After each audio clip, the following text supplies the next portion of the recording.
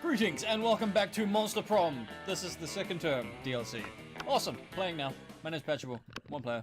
Ooh, first term classic, second term DLC. Doing DLC, 30 rounds. 30 rounds? 30 minutes. Haven't played her in a while. Blue, name is going to be... Eno. Good enough. I don't know if that's actually a thing. And we had yet to experience its ultimate challenge, the Monster Prom. I remember clearly. 3 weeks left as we fantasized about our dream prom dates. We were all scrambling to catch the attention of one of our eight most charismatic classmates. Wait, what? She's new. That's new. Scott, 21, a werewolf athlete who compensated for his rather small brain with a stupidly huge heart. Miranda Vanderbilt, age 19. A sweet mermaid princess who was as cute as she was genocidal. Oh, okay, yep. Holly Geist, 22 maybe. A party ghost with an insatiable hunger for all the wrong things. Damien Levy, 21. A fearless demon with a taste for destruction and a love for fire. Nice. Liam DeLion Court, 400 and something. Hipster vampire whose standoffish demeanor hid that he was truly a lovable dork. Zoe, an eldritch cutie who went from the endless deity of the dark realms to ultimate fangirl. Calculista Hewlett Packard, version 1.0. A library computer who had become the sentient robot ready to experience life to its fullest. And Vera Oberlin, 23. A mean, self-made gorgon with a merciless sense of business. It was clear it had to be one of them, but who? I'm going to try and go for her first, and then maybe him later on. Him? I don't know. We only had 3 weeks to choose our prom date, and even more daunting, we only had 3 weeks to woo them and conquer their heart. But as I already said, we were young and afraid, and we were ready to start. Welcome to Monster Prom, stupidest pop quiz ever. All minds are rotten, but they're rotten so many different ways. Ori no more. We're using our PhD in bullshit to diagnose which kind of deviant sicko you are. Monster Prom's stupidest pop quiz ever trademark will throw a bunch of absurd questions at you and turn your answers into your correct character stats. Character. This way, each of you will start having stats. Okay, yeah, but okay. One day you wake up and you swap bodies with your mum in a very 90s film fashion. Right, so yeah, okay. What is the worst thing that could happen? She's messing with my Spotify playlist and putting all her trash metal on it. My mum's such a metalhead. She's killing her lifelong rival while in my body so she can frame me for the murder. She's meeting with all my friends and actually being more popular than me. I don't know, which one do I do? Probably wouldn't do that. Probably would do that. Charming, I guess. If you had sex with an animal, if you had to have sex with an animal, which would it be? Great white shark, human being, or a swan? Shark. I'm very charming now. If you were a D&D character, what would be your class? The prettiest one, moneymaker, partysmith, fanfic bard. Fanfic bard? That's new. Gunhaver? Good boy. What's a fanfic bard? Oh, it is her. Awesome. She's who I was going for. What would be your dream first date? An art exhibition experimental enough to give you a seizure, crimes, a wild party in international waters, a lovely walk in the forest after rescuing your date from a dragon, sweaty and manly wrestling match, sexy decompiling. Oh, that'd be the robot dude. Yeah, sure, why not? Awesome. Because now they have 2 extra characters in there, and a whole bunch of different endings, and like a bunch of different scenarios. I love this. I love it being new again. What creativity? Where's creativity? Creativity. That one? That day while rehearsing for the class play, as though the muses themselves were intended to give you figurative oral sex. Your performance is intense and inspiring. It will be remembered for generations, which is pretty rad by high school play standards. You get +2 creativity. Catch the tail end of a classic Zoe Calculista exchange. Student X teaching like is super overdone. It makes me really uncomfortable. Because the inherent imbalance of power. Could you imagine how problematic it would be if PGS hooked up with one of us? Yuck. Whoa, you look awesome, steampunk as fuck. I cannot seem to recall what Principal Giant Spider looks like anyway. Image PG is not found. Ah, yes. The joys of new students adjusting to the rules of Spooky High. You there, killing machine. It's a woman. You there. You there. You there, killing machine and abyssal terror. Rude. I need an impressive ally in my fight against the reign of Las Vegas over the 8th circle of hell. Input quippy response about your sense of fashion being from the 8th circle of hell. I have no need for your robo-criticisms. What I need is the power of a being beyond the average monster to add to my glorious and righteously gifted takeover. No thanks. I'd rather write a steamy fanfiction in which you and Damien are a crack ship who hates 6 just to annoy you for annoying us. We need to act now, while King and King LeVay are distracted by throwing an admittedly adorable themed brunch. I'm not leaving without one of you with me. Holy shit, she really means it. Time to help one of your classmates out. Guess you better decide which one you don't like. School is full of tough choices. Dahlia, don't be fooled. This eldritch being is clearly under Damien's spell already. Look at those pictures she drew of Damien shirtless. She's a LeVay sympathizer. I want to be on her good side. No, calling this robot a killing machine is inaccurate. A real killing machine would be a tank, and he's not a tank, so he's worthless. Go look for a tank.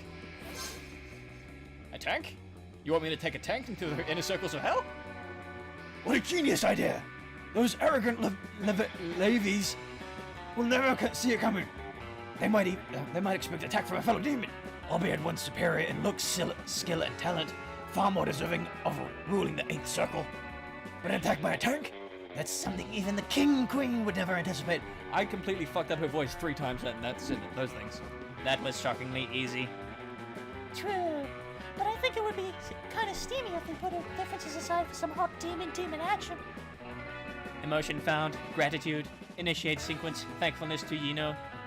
Yino, I am thankful for your help. Thank you for it. Finish sequence. Gratitude with expression. Heart. That's adorable.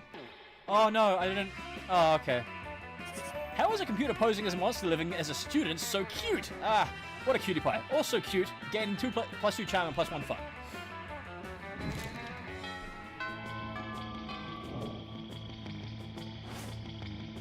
Overhead time. When you get Damien and Zoe's table, you find yourself in the middle of a pretty tense situation. Dahlia and Damien are sitting right next to each other, chewing their lunches way too hard and furiously, ignoring each other. Zoe is staring excitedly at the two of them. Phone out, ready to film. Is this it?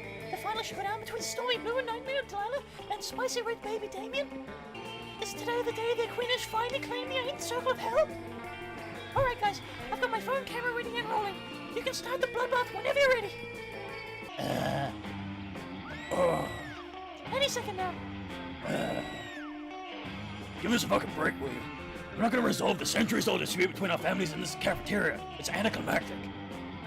Yeah, I'm just sitting here because Damien is so scrawny and insignificant. I didn't notice him before I sat down. And I'm just sitting here because fuck you. Yeah, fight! For the last time, it's not dramatically appropriate. Zoe does not respond. Instead, she wordlessly slides 2 knives across the table and waits patiently. So what's your play here? Will you convince them to try and fight, or convince Zoe that there's something even juicier going on? Well, you know what they say, if you're not fighting someone to the death, it's usually because you have secret sexy feelings for them. Yes. What? What?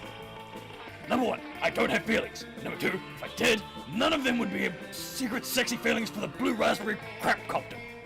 I'm even angrier than Damien about your inaccurate assumption. It's just another way in which I'm superior to him.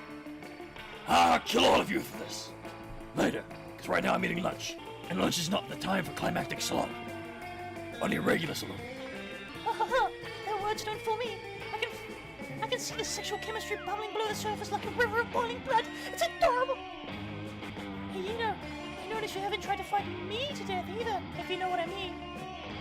You're pretty sure you do, and you're all about it. Of course. All about it.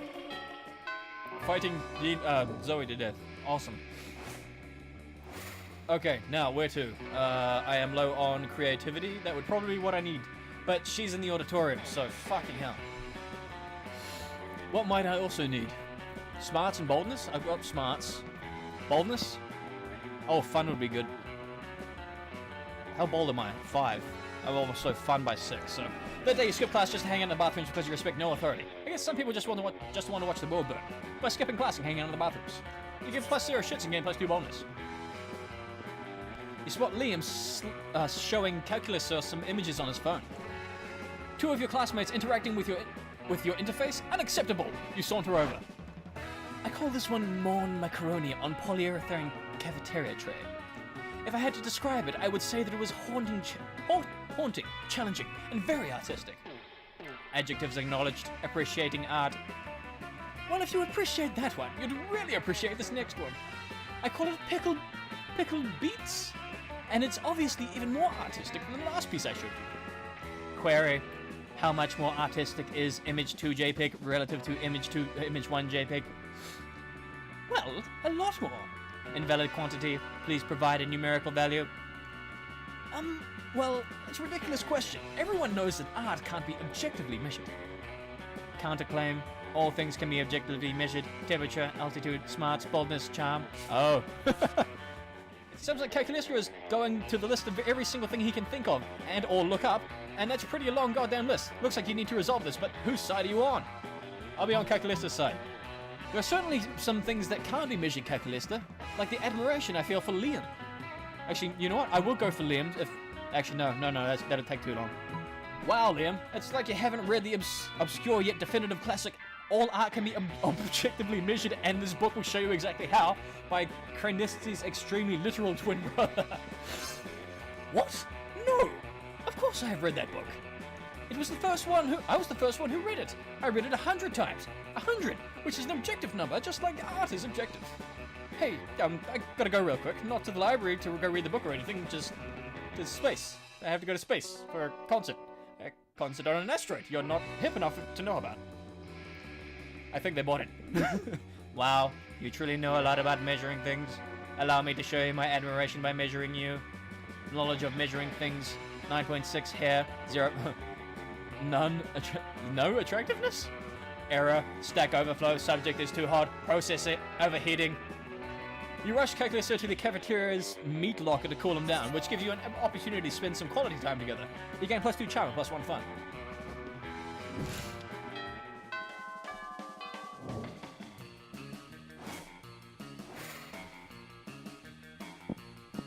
Auditorium. That day we're rehearsing for the class play. You totally forgot your lines. It's terrible. But you don't let that get to you. You start improvising all your lines. And it's marvelous. Somehow it enhances the path of the play in unexpected ways. And that's saying something, since half of your improvisation is a rap battle against your inner fears. You gain +2 creativity. You're checking some plates of pasta on your dating app for people who so lonely that starting to consider dating a plate of pasta. Luckily, Calculista interrupts you before you keep spiraling down like that. Here you are, Yino. I was about to engage in a complex plotline protocol, but I was worried I might fail at it. And then it came to mind, Yino is proficient at shenanigans, so I thought that if you were okay with helping me, it would be cool. You tell Calculista that you're in. You also tell him there's no need to use air quotes for cool. Whoa, I'm already learning stuff. Exciting. So here's the thing. So far, I've been enjoying being alive, but recently I've started to question myself. I'm doing life right? Am I good at living? I do not know. All this is new to me, and I might be doing it all wrong, so I wanted to consult some experts living organic forms, so I can crack the correct formula for existence. Yikes! Oh, don't make that face. I'm not consulting you, my friend. My data shows you tend to answer questions based solely on how likely the answer will lead you to dating your classmates. It is valid to me, but useless for this endeavor. But my data also showed you excelled at wacky misadventures, so you might prove a worthy partner for this. But no, I thought best was consulting the 2 organic living forms that were keyed into turning me into a sentient being. If they pushed me into life, they surely have to be plenty of wise. Look, there they are. What, really? What's up, Cal? Hey, friend Scott and friend Damien. I am trying to solve the dilemma of finding the meaning of existence, and since you brought me into existence, I thought you might know. Fuck yeah, we know. Do we? Yeah, Scott. So being alive is like, being this orange. Oh yeah. And you need to be like the best orange ever. As long as you're not a lame banana. so you need to win the game of life. But like being an orange. I remember not to be a banana cow. Also, I think it's very important to be super high on vitamin C if you want to rock at being an orange. That way you can be the best orange ever. Yes, yes. You can also bring destruction to all other puny fruits. I am honestly having a hard time following your line of thoughts, my friends. That's because you don't have to follow us. You need to follow the orange. Or are you supposed to be the orange? Fuck. This is clearly going nowhere, and these two are not the best at metaphors. It's apparently up to you to lead them into building a valid life lesson. But how? We're talking a lot about what this orange is supposed to do or be, but have we asked the orange how it feels? Eat the orange. That sounds like a very valid and thoughtful question. What do you think the orange feels about being the best orange? That sounds good. Orange? Scott starts screaming at the orange and gets no response, obviously. Damien stops the nonsense by grabbing the orange again. I think the orange sometimes feels like it's pressure to be the raddest orange ever. Maybe there's more than one way to be the best orange. Oh, how so? The orange can be sour, but also sweet. So maybe the orange sometimes feels pressure because its orange dads are the raddest oranges ever. And so the orange sometimes wants to be as rad as its orange dads. But sometimes it just wants to explore its own truth to define what it means to be its own best orange. That's very insightful, friend Damien. So life can be about defining how to become the best orange possible, but it can mean different things for different oranges. Yes, I think so. Whoa, this much thinking made me hungry. Can I eat the orange, Damien? No. No, I want to keep it for a while. Damien leaves, looking at the orange in a very introspectful way. Wow, friend, we've gathered very useful data. I have high hopes for this wacky misadventure. Should we engage into high-fiving? Fuck yeah! You high-five Calculator. Scott also high-fives both of you. Even if he clearly has no idea what's happening, you gain +2 smarts, +1 fun. I need a drink. I need a fucking drink. Oh. I guess we're gonna hang out with Calculator now. Oh, it's with her too. Awesome. You sit down with Zoe and Calculator. Zoe seems to have brought some fresh sanity today. That is, she has a screaming man strapped to the table and is currently siphoning his sanity out through his eye sockets. Friend Zoe, I am afraid I must take issue with your current practice. What? Eating? Eating in a manner which causes a human to repeatedly scream, "Kill me," while voiding his bowels and bladder. It does not seem nice. Look, I was born this way, okay? Well, not so much born as ripped from the fabric of reality itself and animated with equal parts raw malice and a concept of despair. But still, don't judge me. I do not possess the necessary firmware to judge you, Zoe. I do, however, wish that you would find another way to attain sustenance. You can't stand to see these two at odds. Maybe you could convince Zoe to change her ways, or convince Calculator that they don't need changing. Zoe, why don't you eat this vegan brownie I bought instead? It's probably way tastier than that guy's sanity. Wait, are you telling me it's possible to eat food? That is, in fact, the primary purpose of food. Wow. Well, this changes everything. Toss me the brownie. Tossing the brownie is unnecessary, because you're sitting right next to Zoe, but you don't argue with the woman who has an insane half-corpse tied to the cafeteria table. Oh my god, this is delicious. It doesn't even taste like suffering a little bit. That is because it is a vegan brownie. You know, I never thought I would enjoy something that didn't involve mutilating a person's body and mind. You've opened my many eyes today. But I'm not sure if I'm ready to go full vegan. Maybe I can be flexitarian, as it's sometimes eating vegan food, sometimes devouring people's minds and souls. It sounds okay enough. Query, what should we do with the gibbering human still affixed to the table?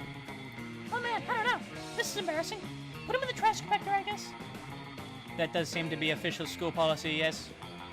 You really bond with Calculator while hauling the convulsing mass of human flesh into the garbage chute. Teamwork makes the dream work. She was blushing, that was cute.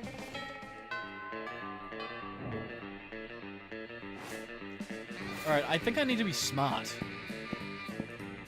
For Calculator, I think I need to be smart and creative.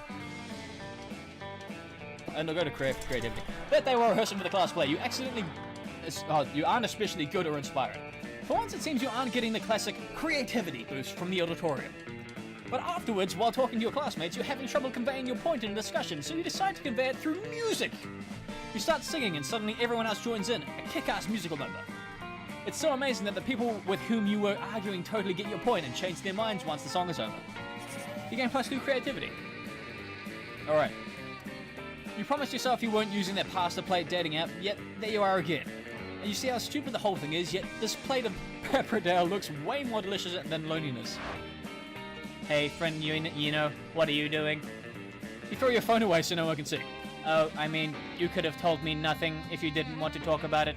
The question is a mere protocolary topic to engage in conversation. What I really wanted to ask was if you're up to more wacky and mischievous adventures searching for the meaning of life. Yes, no, yes or no? Wait. We couldn't help but listen. Are you looking for the meaning of life? Yes. Then look no more! Oh, friend Miranda and friend Liam, are you providing insight on this through very weird and probably inaccurate metaphors about oranges? What? No. No. Life should be like art. Yes, I very much agree.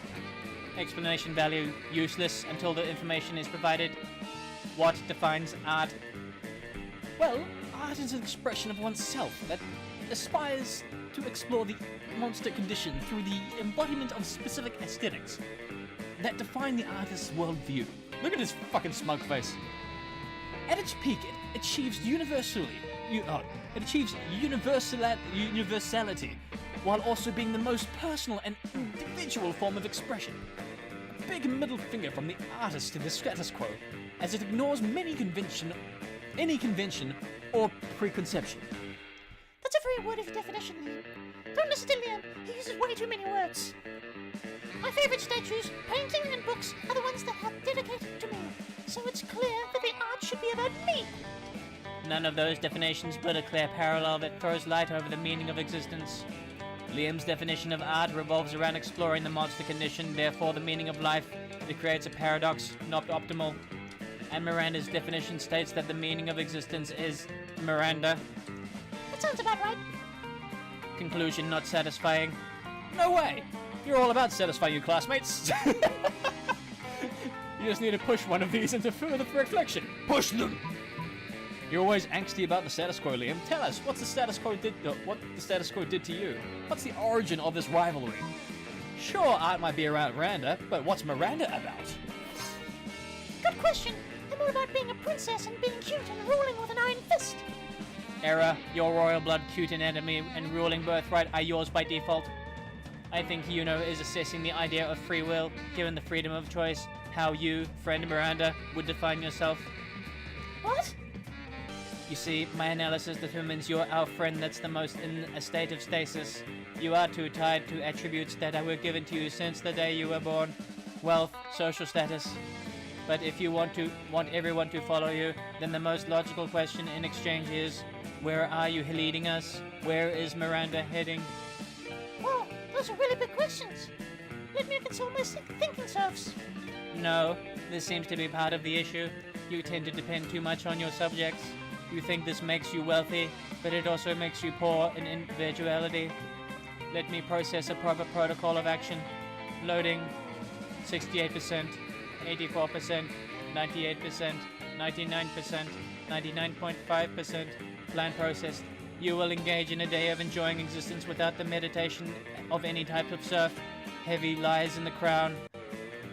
So you will let it go for once. You won't be a princess. You won't be a ruler. You will be Miranda. I suppose I can try. Yes. And this is valuable data for us. Existence might also be about the exercise of free will and escaping your comfort zones. And so you spend the rest of the day helping Miranda survive with her serfs, which turns out without her serfs, sorry. Wait, helping Miranda survive with her serfs, which turns out to be harder than expected. It's astonishing to see many things Miranda can't do by herself. You save her many times from accidentally dying on the stupidest ways. You all learn valuable lessons such as eating is necessary to survive, you are not meant to stick your tongue on a plug, and concrete is against all odds not edible. You gain +2 smarts and +1 fun. I love this game so much. Alright, Smarts. I'm 12 smarts. I should probably be more bold. That day you visit the bathroom is to take a number 2. Don't worry, there won't be an illustration of that one. Thing is, you make one of the boldest decisions in your life. You don't put the paper on the toilet seat before using it. Look at you, you crazy bastard. You get +2 boldness and probably +1 staphylocalocalocus, with a slight chance of +1 STD. Does that actually happen? Calculista wanders in. He likes to pretend to pee because it makes him feel alive, but stops dead when he sees that Damien and Vera are doing.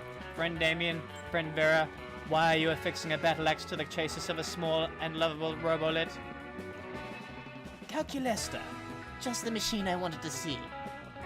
Help us cover this robot and weapons so we can win season 16 of bot battles. I am not sure that is a good idea. But our goals are noble. I intend to spend the prize money on an elegant jacket made of several seals.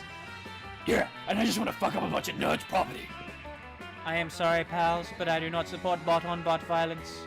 Suddenly, the tiny killer robot springs to life and embraces Calculista's leg with a scorpion claws. Papa, it chirps. His name is Computerance, and I must protect him. Computerance. That settles it then. Better come out with an unbeatable strategy to make sure little Terrence doesn't get hurt in the tournament. Upload pervasive propaganda to the other robot CPUs while they're busy revolting against monster kind. Computerance can destroy them all unopposed. Disguise him as a human so he's protected by the first law of robotics. Uploading? CPUs? That sounds like nerd shit. Yes, Damien, that is nerd shit. But this nerd shit, as you call it, could lead to the deaths of countless thousands. Oh, sick. I'm in. Let's upload the fuck out of whatever. Yes, good. When the robots rise up and destroy their masters, there will be no one guarding the prize money. Evaluating projected event outcome, contest undermined, theft facilitated, catastrophes, loss of life likely, Computerance protected from harm. I have determined that the positives outweigh the negatives in this case, proceeding with plan. Boy, you sure hope this isn't one of those, isn't some kind of mistake. You get +2 smarts and +1 boldness. Alright, where are you? Where is he? There he is. You approach Scott and Calculista, sitting at a table conveniently located near a power outlet. Calculista is charging. Scott is confused. What do you mean you don't eat, bro? If you don't eat, how are you gonna get swole? Premise invalid. I am a robot. Robots do not get swelling in robots is always an extremely bad sign. No eating? No getting swole? How do you live, bro? Technically, I do not live. It is one of my greatest sources of sadness. Oh, don't be sad, buddy. I know it won't cheer you up. Some pizza. Pizza always cheers me up. Invalid suggestion. Pizza is food, which I do not eat. I am not designed to consume organic material, only electricity. But... You're actually pretty worried that Scott's head is going to explode. Then you're going to have to clean that up. Better find a way to satisfy his curiosity. Scott, electricity is the coolest and most energetic thing to eat. Have you ever tried eating a lightning? Calculista, when you say I'm not designed to consume organic material, all I hear is that you're not trying hard enough. Lightning? That loud bright thing that comes out of the sky? I hate lightning! Woof, woof, woof. Negative, Scott. The loud thing is called thunder. Oh, what's lightning then? The bright thing that comes out of the sky, but without the noise. Oh wow, noise-free lightning. Just like a fat-free protein shake. Sounds so energetic. I must go eat some lightning right now. Please do not. But it's too late. Scott's already running around outside with his mouth open staring at the sky. Good thing it's not raining or anything. Now you can enjoy some alone time with Calculista. Oh, It is Calculista, right? I got that right? That's a new name. I'm getting used to it. Fun time. That day during recess, you start a half-hour rave that goes full crazy. You have no idea how it escalates so much, but at one time there were like 300 people. Someone's demons from a nightmare. Screw it. I hate that so much. Nightmare dimension. The consequences might sort the fabric of reality itself, but who cares? It's a rad party. The game plus new fun. You look for Calculista. You want to help him on his quest for the meaning of life. You need to do something, anything. You need to forget about last night. Hey, Yino, are you ready to delve into more wacky misadventures together? I am sure we will once again gather fun and meaningful data. Wait a second, you sicko. Oh no, they know! What happened, friend Polly and friend Vera? We need to know all the tea about this Instagram stories we just saw. Let me see. Oh, it appears to be, engaging in partying with what seems to be a plate of paradal. Yeah, and if you wait for the next ones, you can see that last night was about as much more fun than just partying. What a savage! Love your style, boo. What? She clearly had sex with a plate of pasta. That's not what pasta is about. I should know. I'm a lover of pasta. You know, seems to have beaten you at loving pasta, lol. Is this sarcasm because pasta plates aren't meant for sexual purposes? Nah, it's hilarious, but pretty okay. You can do what you want to do with pasta. You can eat it, you can fuck it, you can go use it as a hat, everything goes. No, Polly, it's the same with you, going crazy all the time with no sense of direction whatsoever. Fuck directions! Life and pasta are about getting lost as fuck there. No, you only focus on enjoying stuff when you've lost any purpose or direction, like pasta. You want to eat you want to eat and fuck pasta all day, but there won't be any pasta for you if you don't cook it first. So you need to cook it first. You need to master it so you can get the most out of it. You need to conquer pasta first if you want to feast on it. Honey, it's always the same with you. What's the point in conquering pasta if you get the feast on it along the way? We need to help your friends reaching truce on this disagreement, which is about pasta and nothing else, as I can't see any kind of subtext to it. Vera, you can get too lost by focusing too much on mastering everything you do. Sometimes you must enjoy the little effortless pleasures of pasta and life, like caressing this plate of ravioli I just cooked. Come on, plunge your hand into it. Polly, there's an added pleasure to enjoying something that took some effort and mastery, like a decent pasta lover knows making sex to a plate of cura di zucca with tartufo al... I don't know how to say this, is way better than just fucking some plain old mac and cheese. Huh, I must admit, you're making sense. Is she? Yeah, God knows I can't eat pasta, but I sure can fuck pasta. And sure, fucking some mac and cheese for the lols is what you would call comfort sex, but it can get pretty pointless pretty fast. Instead, when you spend hours hand-picking the best ingredients, making your own pasta, cooking a complex sauce carefully planned to pair with it, that's a whole other level. I mean, I'll take it if it's what makes you realize I was right. Well, don't get me wrong. I think you need to chill a bit and enjoy life as it comes. But sure, you're not 100% wrong at least. You can get pretty annoying always trying to make a focus on something other than partying. But to be honest, you made me see what that focusing a bit on the stuff that makes me tingle can be very fulfilling too. Oh, like what stuff, friend Polly? I love to read, so Vera told me I could do some literacy critique, even working on a publishing house. Then she made me see that my love of designer drugs could turn into a love for chemistry.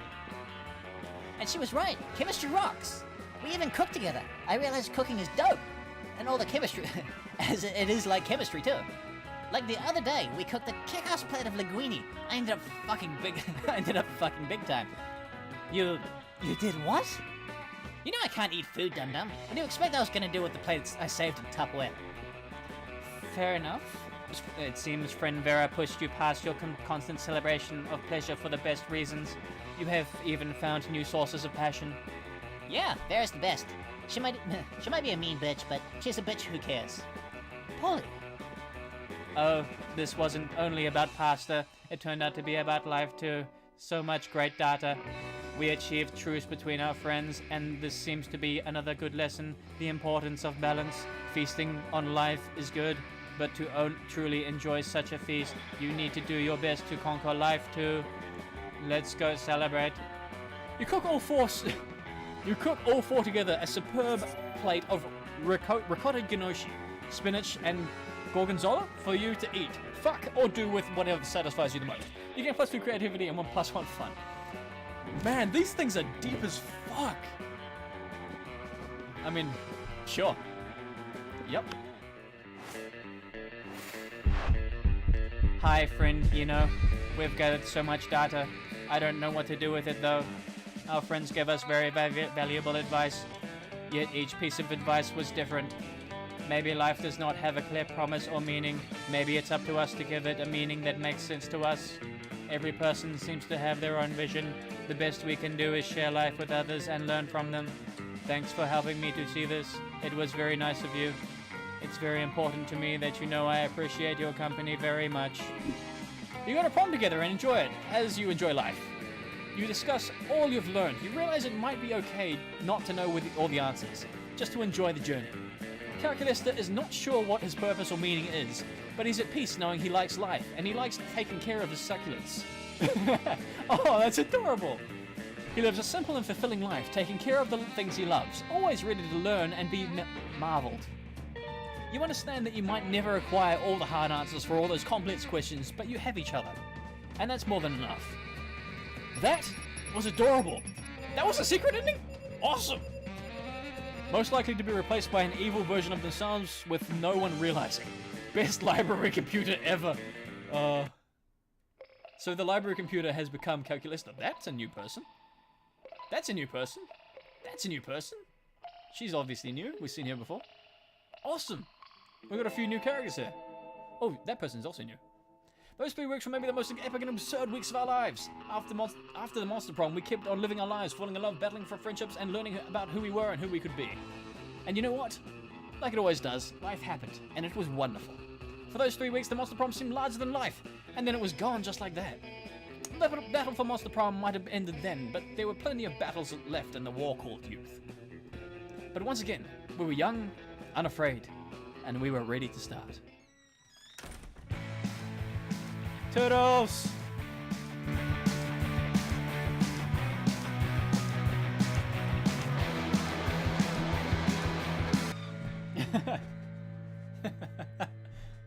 Oh, well, that's awesome! That's so cool! We can make anything work. It's adorable. I need to go have a shower.